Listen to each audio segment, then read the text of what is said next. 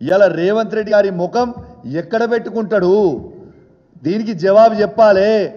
ఇలా నువ్వు ఏదో ఆ రోజు పిలిచి మాట్లాడి మా మీద కేసులు పెట్టి, మా పిల్లల మీద కేసులు పెట్టి, మా వాళ్ళు మాట్లాడోళ్ళ మీద తీసుకుపోయి కొట్టుడు, నువ్వు ఎన్ని కొట్టినా ఎన్ని కేసులు పెట్టినా దీని మీద జవాబు చెప్పాల్సిన అవసరం రేవంత్ రెడ్డి గారు ఖచ్చితంగా ఉన్నది. ఇలా హైకోర్టే ఇలా తప్పుడు తడక, ఇలా తప్పుడు చేసినావు నువ్వు, ఇలా ఖచ్చితంగా రీవాల్యుయేషన్ అని చేయండి, లేకుంటే మళ్ళా ఎగ్జామే రీషెడ్యూల్ చేయండి 8 months లోపల అని స్వయంగా ఇలా హైకోర్టే చెప్పింది. ఎస్, నేను దీని గురించి 6 నెలల ముందే చెప్పిన, మళ్ళా చెప్తున్నా గట్టిగా చెప్తున్నా వినండి.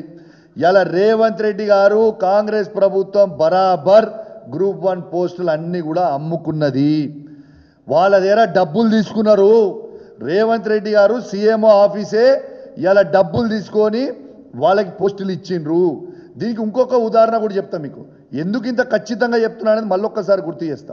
కేసీఆర్ గారు Group 1 నోటిఫికేషన్ వేసిన రోజు 503 పోస్టులకు వేసి Group 1 నోటిఫికేషన్ వేసిండు.